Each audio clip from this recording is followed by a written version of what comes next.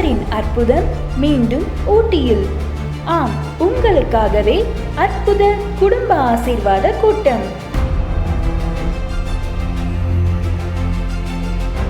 நாள் ஜூன் 22, சனிக்கிழமை. நேரம் காலை 9:30 மணி முதல் மதியம் 2 மணி வரை. கூட்டம் நடைபெறும் இடம் YWCA ஆனந்தகிரி ஹால், 8 சாலை, ஊட்டி. உள்ளம் உருகும் பாடல்களையும் ஆசீர்வாதமான தேவ செய்தியினையும் வழங்கி உங்கள் ஒவ்வொருவருக்காகவும் தனி ஜெபத்தினை ஏறெடுக்க வருகிறார்கள் டாக்டர் ஆனந்த ஸ்திரா மற்றும் திருமதி மார்கரெட் ஸ்திரா அவர்கள். கூட்டத்தில் குடும்பமாக கலந்து கொள்ளுங்கள், தேவ ஆசீர்வாதம் பெற்று செல்லுங்கள். மேலும் விவரங்களை அறிந்து கொள்ள திரையில் காணும் எமது எண்களை இன்றே தொடர்பு கொள்ளுங்கள். சென்னை மக்களுக்கு ஒரு நற்செய்தி. உங்களுக்காகவே அற்புத குடும்ப ஆசீர்வாத கூட்டம் நடைபெறும் நாள் ஜூன் 17, திங்கட்கிழமை, அரசு விடுமுறை. நேரம் காலை 9:30 மணி முதல் மதியம் 2 மணி வரை. நடைபெறும் இடம் BKN Skidmore hall, Ritherdon road, Vepery, Chennai.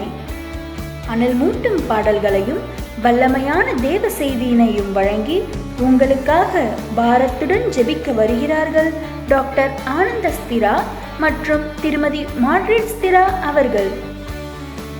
குடும்பமாக வாருங்கள், தேவ ஆசீர்வாதம் பெற்று செல்லுங்கள். மேலும் விவரங்களை அறிந்து கொள்ள திரையில் காணும் எமது எண்களை இன்றே தொடர்பு கொள்ளுங்கள்.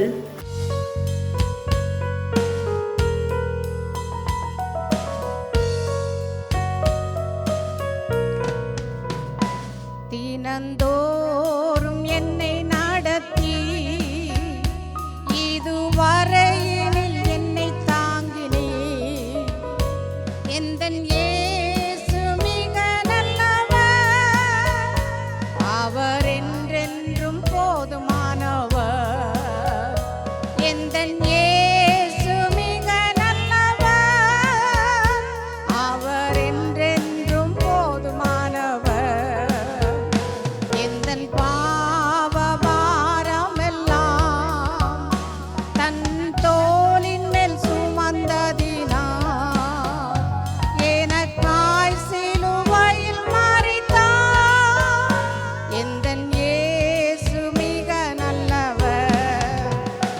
எந்தன் தேவைகளை அறிந்து விண் வாசல்களை திறந்து எல்லாம் நிறைவாய் எனக்கு தந்தார்.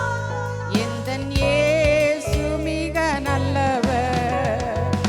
வியாதி நேரத்தில் மருத்துவரே, துன்ப வேளையில் ஆறுதலே, கொடும் வெயில் அதில் நிழலும் அவர். எந்தன் இயேசு மிக நல்லவர்.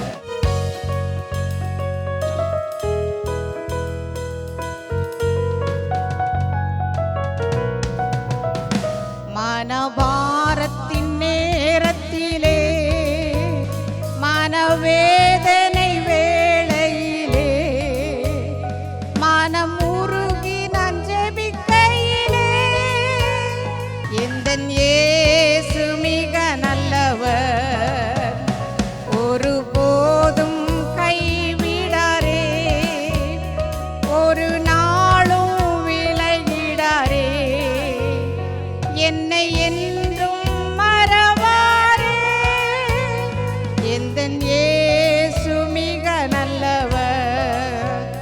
எந்தன் இயேசு வந்திடுவார், என்னை மார்போடு அணைத்துக் கொள்வார். மேகமேல் நான் பறந்து செல்வேன், நேசரோடு இளைப்பாறுவேன்.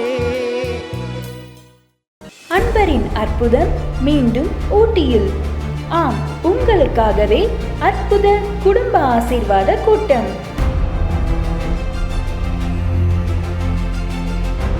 நாள் ஜூன் 22, சனிக்கிழமை. நேரம் காலை 9:30 மணி முதல் மதியம் 2 மணி வரை. கூட்டம் நடைபெறும் இடம் YWCA ஆனந்தகிரி ஹால், 8 சாலை, ஊட்டி. உள்ளம் உருகும் பாடல்களையும் ஆசீர்வாதமான தேவ செய்தியினையும் வழங்கி உங்கள் ஒவ்வொருவருக்காகவும் தனி ஜெபத்தினை ஏறெடுக்க வருகிறார்கள் டாக்டர் ஆனந்த ஸ்திரா மற்றும் திருமதி மார்கரெட் ஸ்திரா அவர்கள். கூட்டத்தில் குடும்பமாக கலந்து கொள்ளுங்கள், தேவ ஆசீர்வாதம் பெற்றுச் செல்லுங்கள். மேலும் விவரங்களை அறிந்து கொள்ள திரையில் காணும் எமது எண்களை இன்றே தொடர்பு கொள்ளுங்கள். சென்னை மக்களுக்கு ஒரு நற்செய்தி. உங்களுக்காகவே அற்புத குடும்ப ஆசீர்வாத கூட்டம் நடைபெறும் நாள் ஜூன் 17 திங்கட்கிழமை, அரசு விடுமுறை. நேரம் காலை 9:30 மணி முதல் மதியம் 2 மணி வரை. நடைபெறும் இடம் BKN Skidmore hall, Ritherdon road, Vepery, Chennai. அனல் மூட்டும் பாடல்களையும் வல்லமையான தேவ செய்தியினையும் வழங்கி உங்களுக்காக பாரத்துடன் ஜெபிக்க வருகிறார்கள் டாக்டர் ஆனந்த ஸ்திரா மற்றும் திருமதி மார்கரெட் ஸ்திரா அவர்கள். குடும்பமாக வாருங்கள், தேவ ஆசீர்வாதம் பெற்றுச் செல்லுங்கள். மேலும் விவரங்களை அறிந்து கொள்ள திரையில் காணும் எமது எண்களை இன்றே தொடர்பு கொள்ளுங்கள்.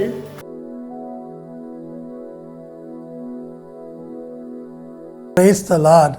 Hallelujah. அருமையான தேவ ஜனமே, நீங்கள் அனைவரும் தொடர்ந்து இந்த நம்பிக்கை டிவியை பார்ப்பதற்காய் தேவனை ஸ்தோத்திரிக்கிறேன். விசேஷமாக குன்னூர், ஊட்டி மற்றும் திருப்பூர் மற்றும் தாராபுரம் மற்றும் பல இடங்களிலே நீங்கள் பார்ப்பதை கண்டு நான் சந்தோஷம் அடைகிறேன். பட்டணத்தில் இருக்கிற மக்களும் இதை பார்க்க வேண்டும் என்று நான் விரும்புகிறேன். அது உங்களுக்கு மிகவும் பிரயோஜனமாக இருக்கும், உங்களை உற்சாகப்படுத்துவதாக இருக்கும். அது போக நீங்கள் உங்கள் குடும்பத்தின் சார்பில் ஒரு ப்ரோக்ராமை நீங்கள் தாங்கலாம். கர்த்தர் தாமே எங்கள் ஊழியங்களுக்காகவும் எங்களுக்காகவும் ஜெபிக்கிற உங்களையும் இந்த ஊழியத்தை தவறாமல் சப்போர்ட் பண்ணுற உங்களை எல்லாரையும் தேவன் ஆசீர்வதிப்பாராக. ஒருவேளை நீங்கள் குடும்பமாக அல்லது தனிப்பட்ட விதத்திலேயோ ஒரு பங்காளர்களாக இருந்து என்னை சந்திக்க விரும்பினால் நீங்கள் அப்பாயின்மெண்ட் ஃபிக்ஸ் பண்ணி தாராளமாக வந்து என்னையும் என் குடும்பத்தில் அனைவரையும் நீங்கள் பார்க்கலாம். கர்த்தர் தாமே உங்கள் விண்ணப்பங்களுக்கு செவி கொடுப்பார். தனித்து பேச வேண்டும், ஊழியத்திற்கு ஒரு ஸ்பெஷல் காணிக்கை தர வேண்டும், அல்லது ஐயாவோடு அல்லது மருமகனோடு கூட reverend doctor Joshua, doctor Jane Joshua, Mrs Margaret ஸ்திரா அல்லது ஜொனத்தான் மோசஸ் இவளை சந்திக்க வேண்டும் என்றால் அப்பாயின்மெண்ட் ஃபிக்ஸ் பண்ணி நீங்கள் தாராளமாய் வரலாம். ஊழியம் செய்வது தான் எங்கள் விருப்பம். சுவிசேஷத்தை அறிவியாதிருந்தால் எனக்கு ஐயோ என்று சொல்லி பவுல் சொல்கிறார்.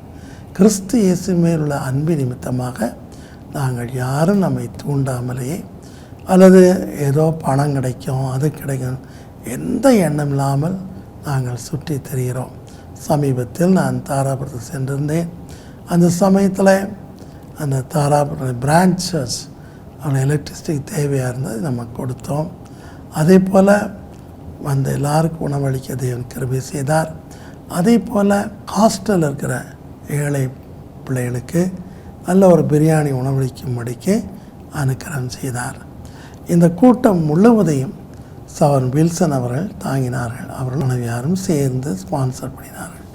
இது போல் நீங்களும் ஸ்பான்சர் பண்ண விரும்பினால் அது எங்களுக்கு மிகவும் உதவியாக இருக்கும். ஏனென்றால் இதுவரைக்கும் நாங்களே எல்லாம் செலவழித்து எங்களுக்கு எதுவுமே மீதம் இருக்கிறதுல எந்த ஒரு காரியத்தையும் முன்னேற்ற முடியவில்லை. விசேஷமாக நம்முடைய கம்ப்யூட்டர் சிஸ்டம் மற்ற சிஸ்டம்லாம் முன்னேற்ற வேண்டியிருக்கிறது. எல்லாமே கூட்டங்களுக்காகவே செலவழித்து வருவதற்கும் போகிறதுக்கும் சரியாக இருக்கிறது. சமீபத்தில் கான்பூர் கூட்டங்களை நாங்களே செலவழித்தோம். அந்த மக்கள் எங்களை வருந்தி அழைத்தார்கள். பாவம், இந்த பயத்தில் இருக்கிறார்கள். இருந்தாலும் தைரியமாய் நானும் என் மகளும் டாக்டர் ஜெயினும் அங்கே சென்று இருந்தோம். மிகுந்த சந்தோஷம். அதே போல் உங்களில் சிலர் எங்களுடைய பெயர்களை உங்கள் பிள்ளைகளுக்கு நீங்கள் வைத்திருக்கிறீர்கள். அதற்காக தேவனை ஸ்தோத்தரிக்கிறேன். சமீபத்தில் தாராபுரத்தில் ஒரு அருமையான சகோதரி சொன்னார்கள், உங்களுடைய அன்பு மகள் ஜெயின் ஜாஷ்வா சிறு வயதிலேயே 17 வயதிலேயே தேவனுடைய செய்தியை கொடுக்கும்போது நான் ஆச்சரியப்பட்டேன். அது நிமித்தமாக கண்டிப்பாக எனக்கு பிறக்கும் மகளுக்கு ஜெயின் என்று வைக்க வேண்டும் என்று நான் வைத்தேன் என்று சொன்னார்கள். இன்னொரு சமயத்தில் இன்னொரு ரம்யான சகோதரி என்னுடைய 2 பிள்ளைகளுக்கும் ஜெயின் கேர்லின் ரூத் என்கிற பெயரை நான் பிரித்து வைத்திருக்கேன் சொன்னார்கள். இன்னொரு சொன்னார்கள், ஐயா 16 வருஷம் குழந்தை இல்லை, கண்ணீர் வடித்தோம், ஜெபித்தீர்கள், எங்கள் பையனுக்கு நாங்கள் ஆனந்தஸ்தராண்டே வைத்திருக்கோம்னு சொன்னார்கள். எங்கள் பேர் நீங்கள் வைக்கிறீர்களோ இல்லையோ, அதை விட வேதாந்தத்தில் பெயர்களை வையுங்கள். அதில் ஒவ்வொன்றுக்கும் ஒவ்வொரு மீனிங் இருக்கும். நம்பிக்கையாக இருங்கள், சந்தோஷமாக இருங்கள். எனக்கு தெரியும் கொரோனா வந்தற்பாடு நீங்கள் எல்லாரும் கஷ்டப்படுவது எனக்கு தெரியும். ஆனால் கர்த்தர் உங்களை கைவிட மாட்டார், உங்களை கண்டிப்பாக உயர்த்துவார். கர்த்தருக்கு கொடுத்து யாரும் சீணித்து போவதில்லை, வாரி இறைத்தும் விருத்தி அடைவாரும் உண்டு. இதைத்தான் தேவனுடைய தாசனாகிய கர்த்தருடைய பெரிய ஊழியக்காரர் என்னுடைய மார்ச் 13 அன்றைக்கு அந்த வசனத்தை எனக்கு அனுப்பினார். அது மிகுந்த ஆறுதலாக இருந்தது. கைமாறு கருதாமல் நாம் நன்மை செய்வோம். தொடர்ந்து ஊழியங்களுக்காக நம்முடைய எஸ்ஏ பிள்ளைகளுக்காக செய்வீங்கள். வர மாதத்திலே நாம் சுமார் 500 பிள்ளைகளுக்கு அங்கே நாம் பலவிதமான கலைகள் கற்றுக் கொடுக்க வேண்டியுள்ளது. அதற்காக செய்வீங்கள். உங்களுக்கு விருப்பம் இருந்தால் ஒரு குழந்தைக்கு என்று சொல்லி நீங்கள் ஸ்பான்சர் பண்ணலாம். கர்த்தனை ஆசையப்பார்.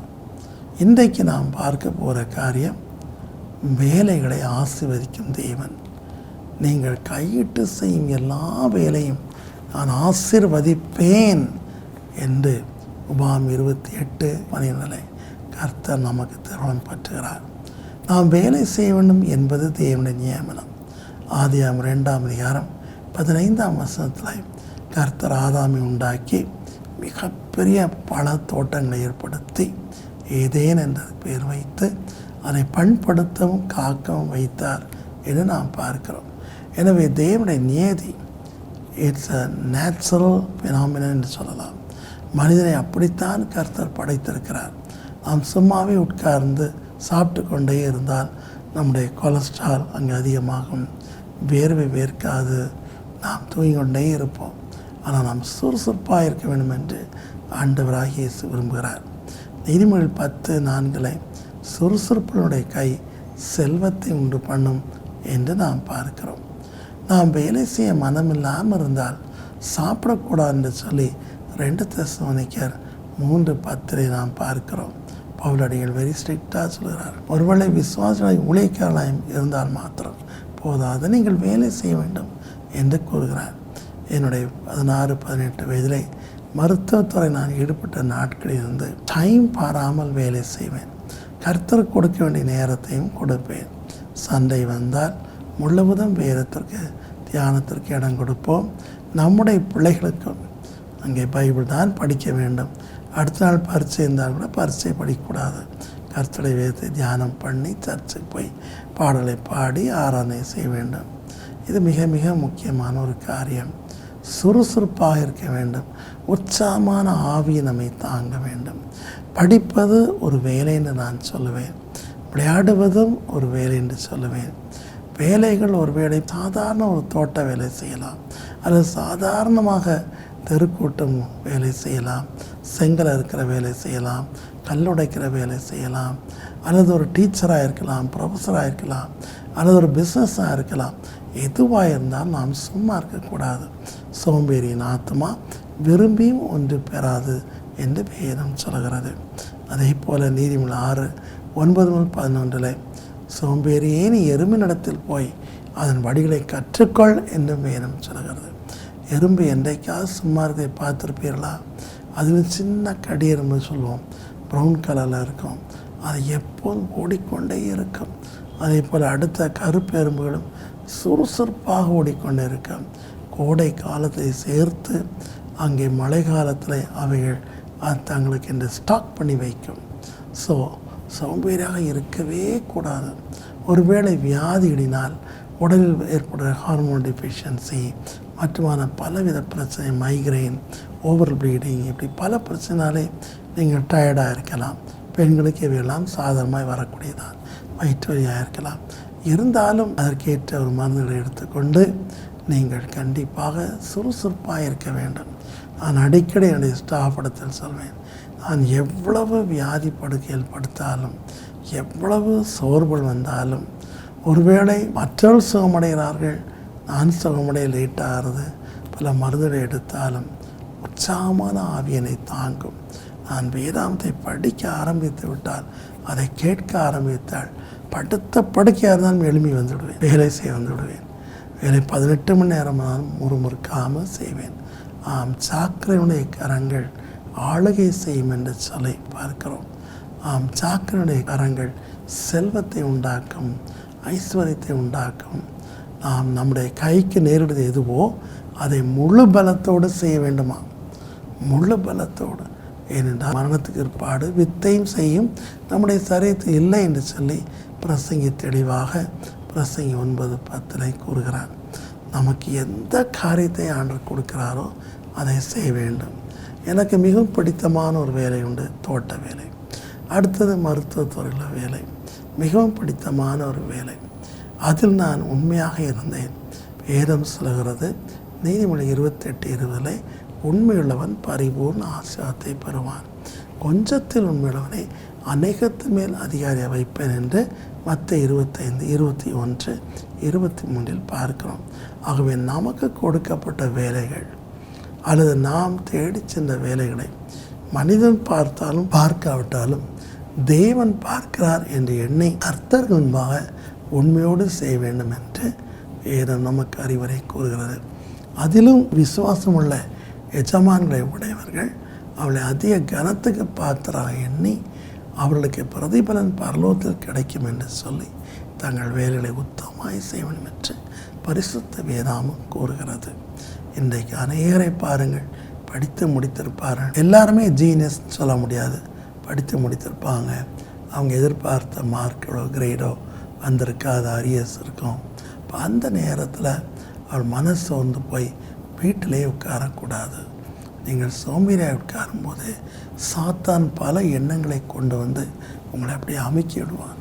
இன்றைக்கு பல வீடுகளில் கிராஜுவேட்ஸ், யங் கிராஜுவேட்ஸ் அவ்விதமாக மென்டலி டிஸ்டர்ப் ஆகி வீட்டுக்குள்ளேயே இருந்த தகப்பனும் தாய்க்கும் பாரமாக இருப்பதை நாம் பார்க்கிறோம். கடைசியில் என் மனநிலை பாதிக்கப்பட்டதுன்னு சொல்வார்கள், பிசாசோடு பேசுவார்கள், காதில் சத்தங்கள் கேட்கும், சாப்பிட்டு கொண்டே இருப்பார்கள், அப்பா அம்மா அடிப்பார்கள். இது வாழ்க்கை அல்ல பிரியமானவர்களே. அதே போல் உங்களுக்காக, உங்கள் படிப்பிற்காக, உங்கள் எதிர்காலத்திற்காக கஷ்டப்பட்டு கூலி வேலை செய்தாவது உங்களுக்கு உதவி செய்கிற பெற்றோரை கடைசி வரைக்கும் நீங்கள் கவனிக்க வேண்டும். பெற்றோர் உங்களை அன்போடு கூட எப்படி என்று கேட்கிறார்கள். அதுபோல் பிள்ளைகளாகிய நீங்களும் அவ்வப்போது அப்பா எப்படி இருக்கீங்க, அம்மா எப்படி இருக்கீங்க, நல்லா இருக்கீங்களா, பாட்டி எப்படி இருக்கீங்க அப்படின்ட்டு கேட்க வேண்டும். அதுதான் தெய்வீக அன்பு. அதை நல்லா யோசித்து பாருங்கள். மேலே வந்த உடனே அப்பா அம்மாவை தூக்கி எறியக்கூடாது. அல்லது அப்பா அம்மா மாடர்ன் எஜுகேஷன் இல்லாதபடினா சில காரியங்களுக்கு தெரியாமல் தான் இருக்கும். அதை வைத்து கொண்டு அவளை கிண்டலும் கேளிக்கையும் செய்யக்கூடாது. உனக்கு என்ன தெரியும், நீ எல்லாம் அந்த காலம், நாங்களாம் இந்த காலம் அப்படின்னு சொல்லக்கூடாது. பெருமையாக இருக்கவே கூடாது. பிரியமானவர்களே, உங்களை பெற்ற தாயின் தகப்பனையும் வயது செல்லும்போது கவனிப்பாயாக என்று வேதம் சொல்லுகிறது. அவர்களுக்கு பாரத்தை கொடுக்காதபடிக்கு நீங்கள் கவனமாக இருக்க வேண்டும். பெற்றோர்களாகிய நீங்களும் கூடுமான வரைக்கும் கடன் படக்கூடாது. வருமானத்துக்கு மிஞ்சி ஆசைப்படக்கூடாது. வீடு வேண்டியதான், மகளுக்கு திருமணம் செய்யதான் வேண்டும், எல்லாம் தெரியும். இருந்தாலும் உங்கள் வரம்புகளுக்குள் பாருங்கள்.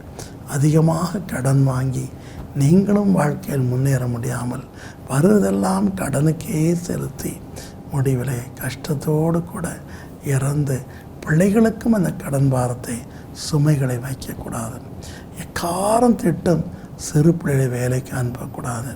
சில கிராமங்களை பார்க்கும்போது 5 வயதெல்லாம் பிள்ளைகள் பூ பறிக்க போவார்கள், அல்லது 5-7 வயதில் அங்கே செங்கலை அறுக்க போவார்கள், அந்த கல்லுடைய தூளை எடுக்க போவார்கள். தவறு. நாம் சிறு பிள்ளைகளை படிக்க வைக்க வேண்டும். அதே போல் நம்முடைய பிள்ளைகளுக்கு முன்பாக நாம் உழைத்து காட்ட வேண்டும். நாம் உழைத்து காட்ட வேண்டும். சோம்பேறிகளாக இருக்கக்கூடாது, சண்டை போடக்கூடாது. சரியா? நம்ம பிள்ளைகளுக்கு முன்னாடி முன்மாறி வைக்கணும். சரி, நாம் வேதத்தில் பலவிதமான மக்கள் என்ன செய்தார்கள், அவள் எப்படி ஆசீர்வதிக்கப்பட்டார்கள் என்று நாம் பார்க்கிறோம். முதலாவதாக நாம் ஆபிரகாமை பார்க்கிறோம். ஆபிரகாம் செய்த எல்லாவற்றையும் தேவன் ஆசீர்வதித்தார். அவன் நாடோடியாக காலாந்தரியாய் சுற்றினான். இன்றைக்கு நாங்கள் வீட்டில் இருக்கிற நாட்கள் மிக குறைவு. மாதத்தில் 3/4 நாட்கள் நான் வெளியே தான் இருக்கிறேன். ஒவ்வொரு இடத்துல ஹோட்டல், தண்ணீர், மற்றவர்களெல்லாம் ஒத்துக்கிடாமல் போகலாம் செய்கிறது. அதே போலத்தான் ஆபிரகாமும் தனக்கு தெரியாத வனாந்தரத்தில் அலைந்து தெரிந்தான். ஆனால் அந்த வனாந்தரத்திலும் கர்த்தர் அவனை ஆசீர்வதித்தார். அவனுக்கு உண்டான எல்லாவற்றையும் ஆசீர்வதித்தார் என்று ஆதியாகமம் 24:1 சொல்கிறது. அதற்கு காரணம் என்ன? அவன் தேவாதி தேவனை விசுவாசித்தான், அவரை தேடினான். ஆதியாகமம் 22:1-2 அதிகாலையில் ஆபிரகாம் புறப்பட்டு தேவன் சொன்ன காரியத்தை செய்ய மலைக்கு ஏறி போனான் என்று நாம் பார்க்கிறோம். அதுபோக ஆபிரகாம் தனக்குண்டான எல்லாவற்றிலும் மெல்கிசேதேக் என்கிற தேவனுடைய ஆசாரியனுக்கு கொண்டு போய் தசமபாகத்தை கொடுத்தான் என்று சொல்லி ஆதியாகமம் 14:18-20 பார்க்கிறோம். இன்றைக்கி நாம் செய்கிற வேலை நிமித்தம் திடீரென்று முதுகில் ஜவ்வு பிந்து விடுகிறது, அல்லது எலும்புகள் முறிகிறது. கூலி வேலை செய்யும்போது அதிக பாரங்கள் 15 கிலோ தான் தூக்கணும், ஆனால் சில 150 கிலோ தான் தூக்குவாங்க.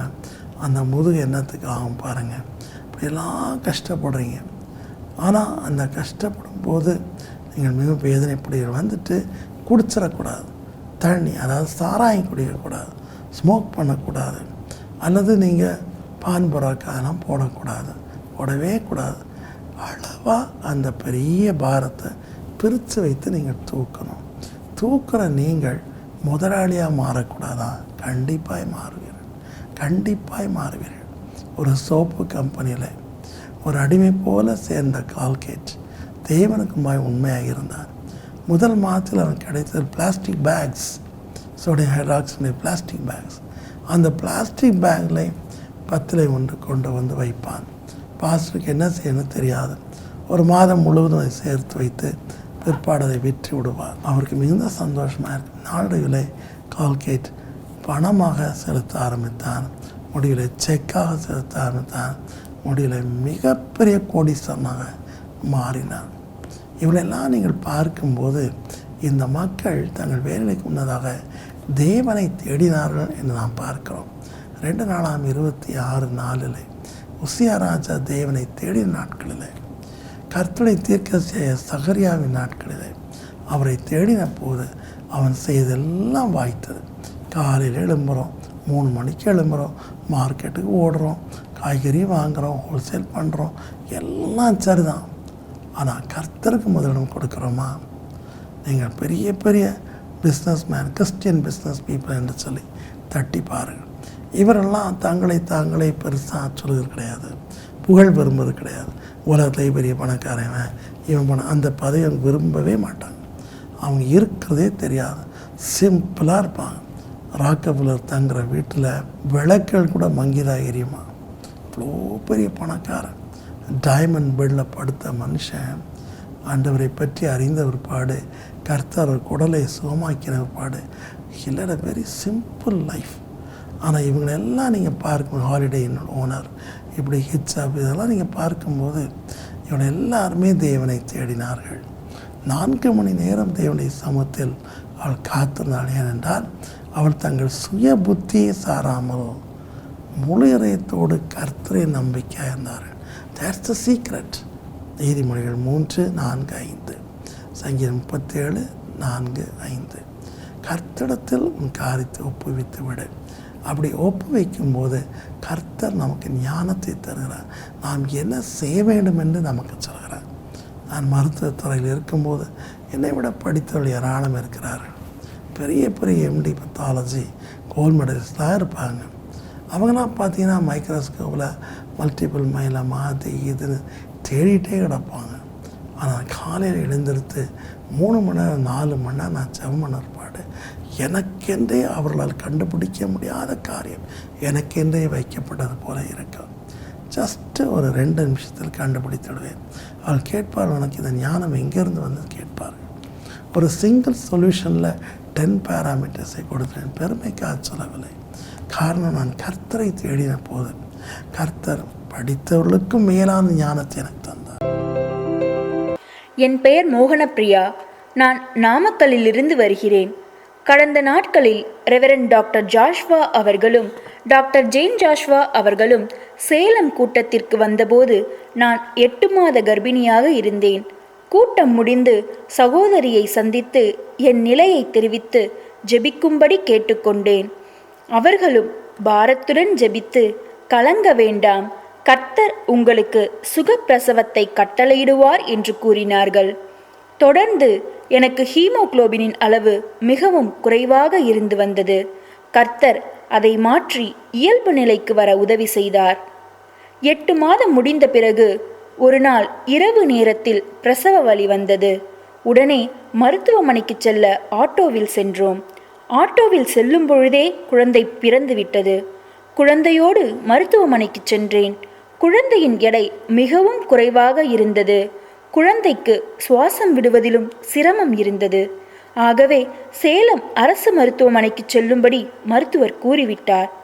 ஆக்சிஜன் பொருத்தப்பட்ட நிலையில் குழந்தை பிழைப்பது மிகவும் கடினம் என்று கூறி கையெழுத்து வாங்கிவிட்டார்கள். நான் மருத்துவமனையில் இருந்து கொண்டே கண்ணீரோடு ஜெபித்தேன். உமது ஊழியக்காரர் மூலம் நீர் கூறிய வார்த்தையின்படி குழந்தை பிறந்ததே, இப்பொழுது நான் என்ன செய்வேன் என கதறினேன். தேவன் அற்புதம் செய்தார். குழந்தைக்கு ஜீவன் கொடுத்தார். தாய்ப்பால் குடிக்காமல் இருந்த குழந்தை இப்பொழுது தாய்ப்பால் குடிக்க ஆரம்பித்திருக்கிறது. நான் கர்த்தர்கிட்ட ஜெபம் பண்ணிட்டே இருந்தேன். இன்னைக்கு 5 மாசம் முடிய போகுது. குழந்தை ரொம்ப ஆக்டிவிட்டியாகவும் நல்லாவும் இருக்கு. கர்த்தருக்கு ஸ்தோத்திரம். அன்பரின் அற்புதம் மீண்டும் ஊட்டியில். ஆம், உங்களுக்காகவே அற்புத குடும்ப ஆசீர்வாத கூட்டம். நாள் ஜூன் 22 சனிக்கிழமை. நேரம் காலை 9:30 மணி முதல் மதியம் 2 மணி வரை. கூட்டம் நடைபெறும் இடம் YWCA ஆனந்தகிரி ஹால், 8 சாலை, ஊட்டி.